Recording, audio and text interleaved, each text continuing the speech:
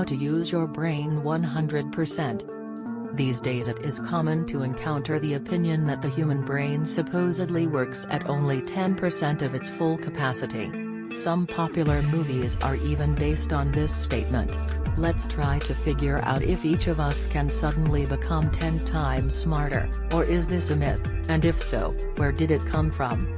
Assertions that the human brain allegedly works for only 10% began to appear for the first time at the beginning of the 20th century in various books about self-development, psychics and other things, which were far from scientific and commercial. From these materials it was implied that 90%, or so, of the brain's true potential was hidden and unused.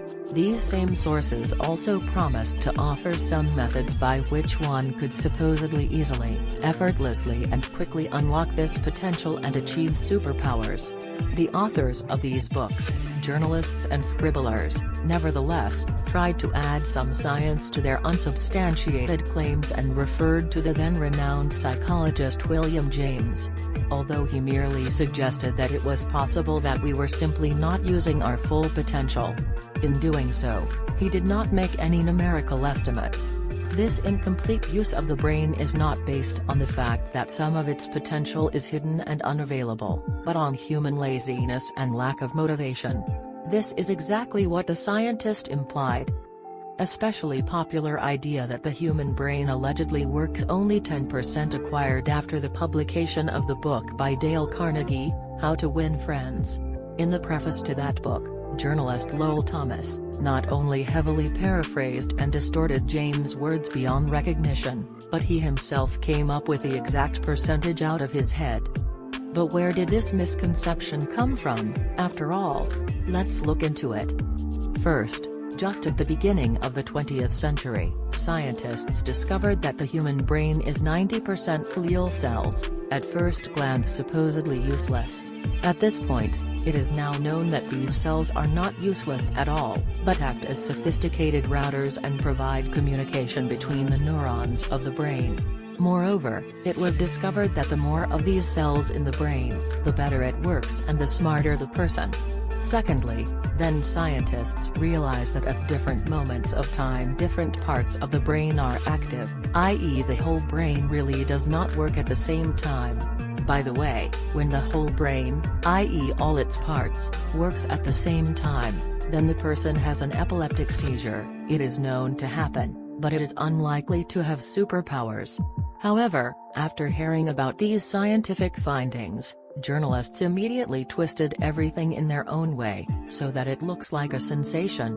However, so far there is not a single really scientific study that claims that the brain works at some small percentage of its capacity.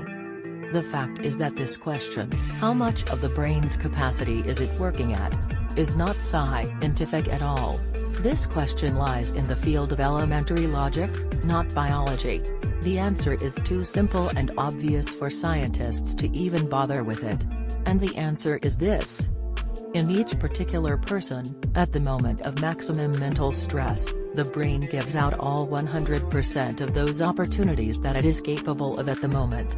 At the same time, if a person sits idle, obviously the brain is not working at full capacity, although, as we know, the brain's work never stops completely. It always controls the work of all the organs, monitors many indicators and factors and is in constant readiness.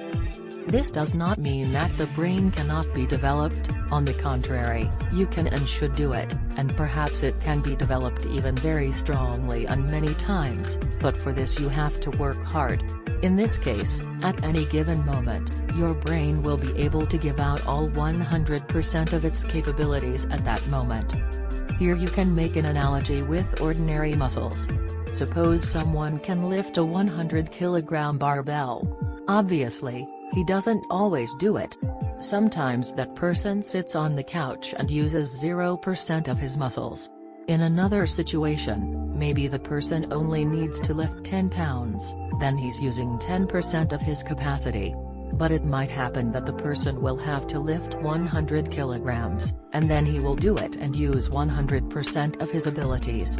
And finally, This person can continue training and develop his muscles to such an extent that he will be able to lift 200 kilograms.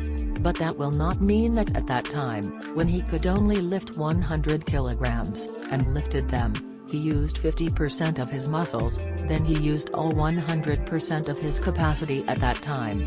The same is true of the brain, it's just that the numerical expression of his ability is more difficult to estimate. This was a video about how to use your brain 100%. Sign up so you don't miss a new video.